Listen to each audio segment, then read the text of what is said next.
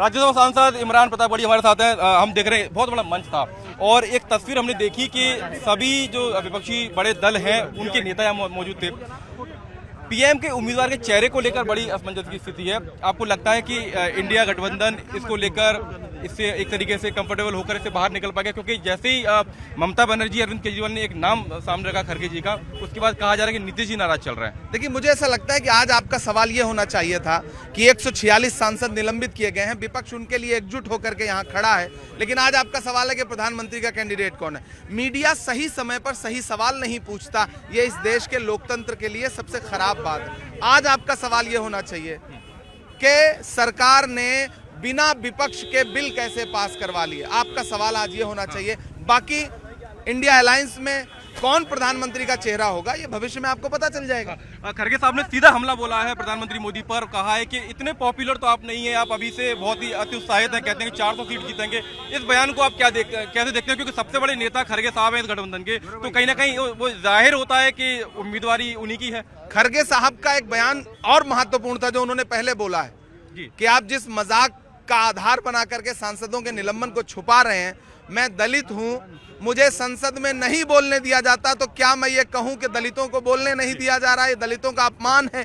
ये बयान आज के दिन ज्यादा महत्वपूर्ण है। बाकी खड़गे साहब जो कह रहे हैं वो बिल्कुल सच कह रहे हैं। आने वाले दिनों में तय हो जाएगा कि देश किसके साथ है, नफरत के साथ है या मोहब्बत के साथ। राहुल जी ने भी बात की है नीतीश कुमार जी से। आपको लगता है कि जो बड़े वरिष्ठ नेता हैं मना लिया जाएगा और एक पटल पर सभी लोग आ जाएंगे? आपको किसने बताया कि वो नाराज हैं? आपकी बात हुई थी नीतीश जी से? नहीं, ऐसी खबरें आई हैं, बयान आए हैं। जेडीयू के विधायक हैं गोपाल मंडल, वो कह रहे हैं कि खड़गे जी कौन है मैं नहीं जानता। अब आपने कहा तो मैंने बयान बता दिया। बहुत सारे लोग हैं, नहीं जानते तो नहीं जाने। खड़गे जी को नहीं जानते तो अब तो जाके आप उनका जनरल नॉलेज चेक करिए ना। आप जानते हैं या नहीं जानते हैं, ये उनके जनरल नॉलेज का मसला है ना।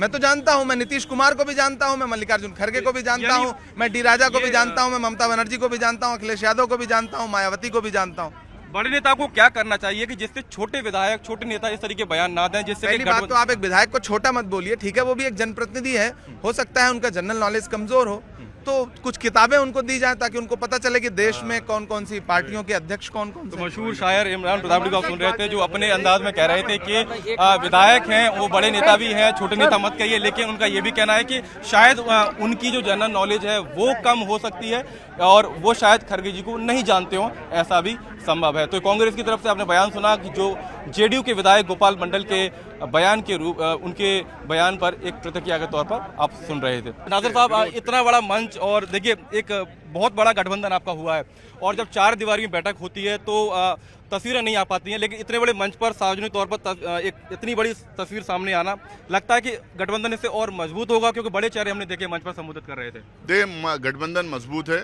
डे 1 से मजबूत है, दलें भी मिले हैं, दिलों भी मिले हैं, एजेंडा भी साफ है, देश को बचाना है, संविधान को प्रोटेक्ट करना है, प्रजाप्रभुता व्यवस्था को बिल्कुल एकदम बनाए रखना है। इन मुद्दों को लेकर आगे बढ़ रहे हैं। कांग्रेस पार्टी के लिए और इंडिया अलायंस के लिए प्रधानमंत्री कौन बनेगा, सरकार सत्ता हथियाना है, ये मुद्दा नहीं है, देश को बचाना ये मुद्दा है। पहले मुंबई में बैठक हुई थी, उसमें तय हुआ था कि देखिए हर पार्टी चाहती है कि उसका चहेता नेता पीएम उम्मीदवार के तौर पर आगे आए, उनका चेहरा आगे आए। इसका जवाब मल्लिकार्जुन खड़गे साहब ने दे दिया है। पूरा सवाल सुन लीजिए। सवाल आपका क्या है मुझे पता है। नहीं सर, केसी त्यागी ये कह रहे हैं कि अरविंद जी को, ममता जी को बचना चाहिए, समय लेना चाहिए, डिस्कस करें सब लोग। देखिए, हमारे पार्टी के अध्यक्ष कांग्रेस प्रेसिडेंट मल्लिकार्जुन खड़गे साहब और लीडर ऑफ अपोजिशन राज्यसभा में उन्होंने साफ तौर पे, आप लोगों ने जब ये सवाल पूछा था अशोका होटल में जब इंडिया अलायंस की बैठक हुई थी, साफ तरीके से इस सवाल का जवाब भी दिया है और क्लैरिटी भी दे दी है और वही हमारा जवाब पूरे देश। एक मंच से खड़गे साहब ने ये बात रखी कि देखिए जाति को लेकर कभी भी अपने उसको इस्तेमाल राजनीतिक उसमें नहीं करना चाहिए। आप संवैधानिक पद पर हैं धनखड़ जी, आप अगर ऐसे कहेंगे तो मैं भी दलित हूँ। ये खड़गे जी पहले भी ये बात कही है, अगर हर कोई जो है अपनी ज़ात को इन्वोक करना शुरू कर दें हर मामले में, फिर तो हम लोग ना बात रख पाएंगे, ना हम क्रिटिसाइज कर पाएंगे, ना क्रिटिकल एनालिसिस कर पाएंगे। यहाँ तक कि जो बिल्स आते हैं पार्लियामेंट में, फिर उसके ऊपर भी बोल नहीं पाएंगे, फिर वो मंत्री बोलेगा मेरे जात का अपमान है करके। ऐसे थोड़ी होता है। नासिर हुसैन साहब को आप सुन रहे थे, कह रहे थे कि जाति को संवैधानिक कार्यों में बीच में नहीं लाना चाहिए, और वही मंच से मल्लिकार्जुन खड़गे कांग्रेस अध्यक्ष कहते हुए सुनाई दिए। तो उनका कहना है कि पीएम उम्मीदवार कौन होगा कौन नहीं होगा, ये तय करने के लिए जो इंडिया अलायंस है उसके तमाम बड़े नेता आपस में विचार विमर्श करेंगे। राज्यसभा सांसद रंजीत रंजन जी हमारे साथ हैं। मैम, हम देख रहे थे मंच पर तमाम बड़े दलों के तमाम नेता थे। एक अच्छी तस्वीर ये है कि ये कहा जाता है कि अंदर सुगबुगाहट है कि टूट पड़ जाएगी, लेकिन जब मंच पर लोग आते हैं तो लगता है कि इंडिया गठबंधन बहुत मजबूत है। क्या कहेंगे इस पर आप? देखिए, आप ही बोल रहे हैं, हम तो कह ही रहे हैं इंडिया गठबंधन मजबूत है।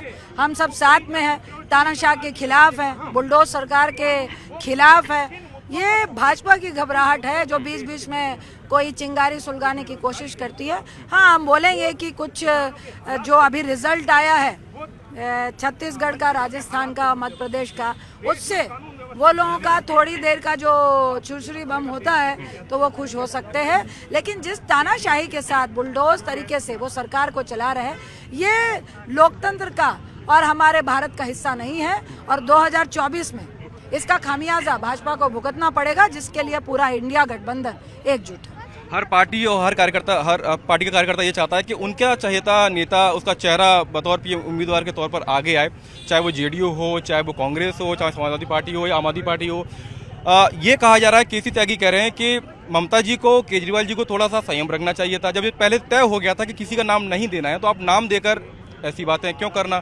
फिर कार्यकर्ता नाराज होते हैं। अब देखिए, जेडीयू के विधायक हैं, कह रहे हैं कि खड़गे साहब कौन है, मैं तो जानता ही नहीं हूँ।